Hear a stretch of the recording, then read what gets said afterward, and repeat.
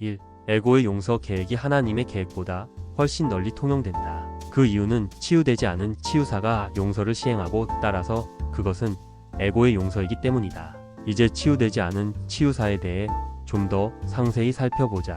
정의상 치유되지 않은 치유사는 받지 않은 것을 주려고 한다. 예를 들어 치유되지 않은 치유사가 신학자라면 나는 불쌍한 죄인이며 당신들도 죄인이다 라는 전제로 시작할 것이다. 그가 심리치료사라면 공격이 본인과 환자 모두에게 실제이긴 하지만 문제가 되지는 않는다는 똑같이 믿기 어려운 신념에서 시작하기 쉽니다. 2. 나는 앞에서 에고의 신념은 공유될 수 없고 그래서 실제가 아니라는 점을 여러 번 언급했다. 그렇다면 그것을 들춘다고 해서 실제가 되겠는가? 환상 속에서 진실을 추구하는 치유사는 치유되지 않았음에 분명하다. 그는 어디서 진실을 찾아야 하는지 모르고 따라서 치유의 문제에 대한 답을 갖고 있지 않기 때문이다. 3. 악몽을 인지하는 것이 유익을 주는 면이 있긴 하지만 악몽은 실제가 아니고 악몽이 담고 있는 것은 아무 의미가 없음을 가르친다는 점에서만 그렇다. 치유되지 않은 치유사는 이를 믿지 않기에 그렇게 가르칠 수 없다. 치유되지 않은 치유사는 어떤 형태로든 에고의 용서 계획을 따른다. 그들이 신학자라면 그들은 자신을 정죄하고 정죄를 가르치며 두려운 해결책을 옹호할 것이다. 정죄를 하나님께 투사한 그들은 하나님을 복수의 불타는 신으로 보이게 만들고 천벌을 두려워한다. 그들은 다만 자신을 에고와 동일시하고 이 혼동 때문에 에고가 하는 일을 자신이 한 일로 지각하여 스스로를 정죄했을 뿐이다. 천벌이라는 개념에 반발이 있었던 점은 이해할 만하지만 반발 또한 여전히 그것이 실제라고 믿는 것이다. 4. 에고가 제시한 새로운 형태의 계획들도 예전 것처럼 여전히 도움이 되지 않는다. 왜냐하면 형태는 중요하지 않으며 내용이 그대로이기 때문이다. 새로운 형태의 예를 하나 들자면 심리치료사는 악몽에 등장하는 에고의 상징들을 해석한 다음 그것을 악몽이라는 실제라는 증거로 삼는다. 악몽을 실제화했기에 이제 그는 꿈꾸는 사람을 중요하지 않게 만들어 악몽의 결과를 없애려 한다. 꿈꾸는 사람 자체도 실제가 아님을 알아본다면 이는 치유적인 접근일 것이다. 하지만 꿈꾸는 사람을 마음으로 간주한다면 성령을 통해 교정할 수 있는 마음의 능력은 부인된다. 이는 에고 쪽에서 봐도 모순이라서 에고는 혼동하면서도 대개는 그 점을 알아차린다. 5. 마음의 중요성을 떨어뜨려 두려움을 줄인다면 그것이 어떻게 에고를 강화할 수 있겠는가? 이런 명백한 모순이 심리치료에서 무슨 일이 일어나는지를 그 누구도 제대로 설명하지 못하는 이유를 보여준다.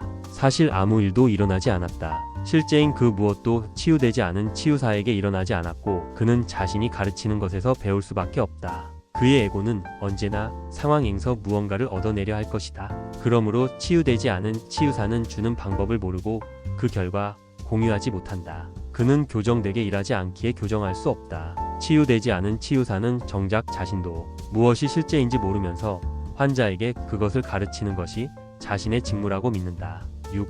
그렇다면 무슨 일이 일어나겠는가? 하나님께서 빛이 있으라 하시니 빛이 있었다. 심리치료사처럼 어둠을 분석하거나 신학자처럼 내 안에 있는 어둠을 인정하고 빛이 얼마나 멀리 있는지 강조하면서 어둠을 몰아낼 빛을 구한다면 빛을 찾을 수 있겠는가?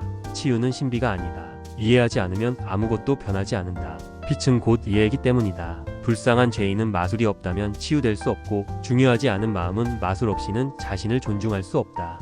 7. 그러므로 에고의 두 가지 접근 형태 모두 막다른 골목, 즉 에고가 언제나 이끄는 곳의 특징인 해결이 불가능한 상황에 봉착할 수밖에 없다. 누군가에게 그가 어디로 가고 있는지 알려주는 것이 도움이 될 수 있겠지만 방향을 바꾸도록 도와주지 못한다면 의미가 없다. 치유되지 않은 치유사는 자신의 방향을 바꿀 수 없기에 환자의 방향도 바꿔줄 수 없다. 치유사가 유일하게 기여할 수 있는 것은 자신을 위해 방향이 바뀌게 된 자, 더 이상 그 어떤 악몽도 실제라고 믿지 않는 자의 예를 보여주는 것뿐이다.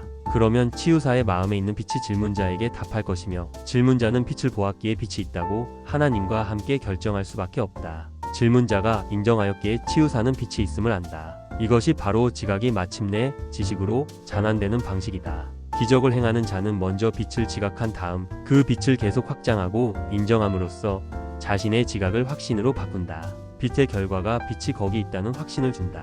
8.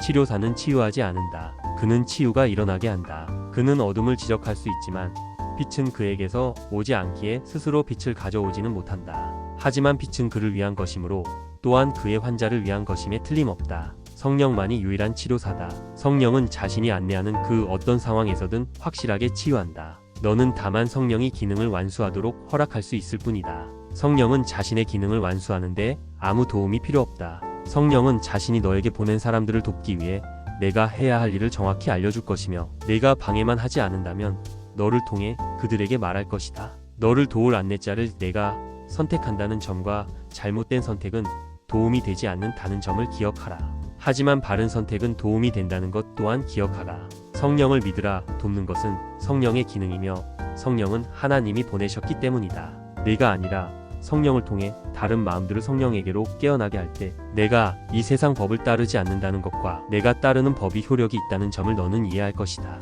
효력이 있는 것이 좋은 것이다. 라는 말은 맞는 말이기는 하지만 불완전하다. 오직 좋은 것만이 효력이 있다. 그 외에는 전혀 효력이 없다.